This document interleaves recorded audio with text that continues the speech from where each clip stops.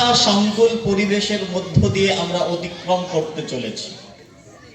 বিশেষ করে এটা হতে পারে আমাদের ব্যক্তিগত জীবনের সমস্যা, হতে পারে সেটা পারিবারিক সমস্যা, হতে পারে সামাজিক সমস্যা, হতে পারে দেশীয় সমস্যা, হতে পারে পার্থিব সমস্যা।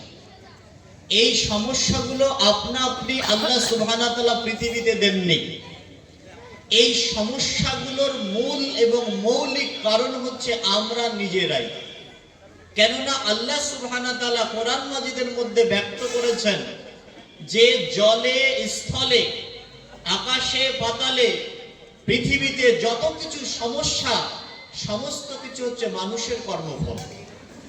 আমরা এমন একটা এই পৃথিবীতে বসবাস করছি যে পৃথিবীর মানুষ সেই আদিমকাল থেকে শুরু করে আজকে পর্যন্ত অনেক উন্নতি সাধন করেছে।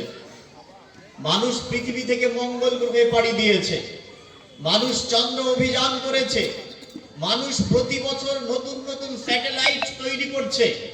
এত জ্ঞান বিজ্ঞানের যুগ, এত প্রযুক্তিবিদ্যার যুগ, এত শিক্ষার যুগেও মানুষ আজকে এত নিকৃষ্ট, এত নিম্ন জায়গায় পৌঁছে গিয়েছে যে আজকের পৃথিবীতে একটা শিশুও নিজেকে নিরাপদ মনে করতে পারছে না।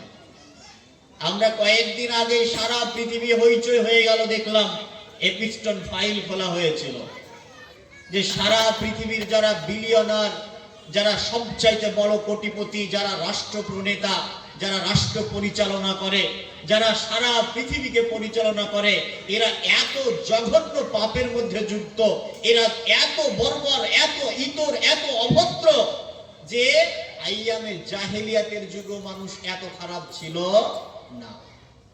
পৃথিবীর একটা নির্দিষ্ট দ্বীপে, সেইখানে পৃথিবীর সবচাইতে ধনী মানুষগুলো গিয়ে ছোট ছোট 6 বছরে 7 বছর মেয়েদেরকে ধর্ষণ করত, ওদেরকে জ্যান্ত মেরে ফেলে ওদের মাংস গোস্ত পর্যন্ত রান্না করে তারা খেয়েছে।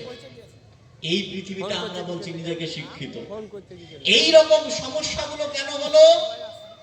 এই রকম সমস্যার মূল এবং মৌলিক দুটো কারণ। আমি আজকে যে কথাগুলো বলবো একেবারে নির্ভর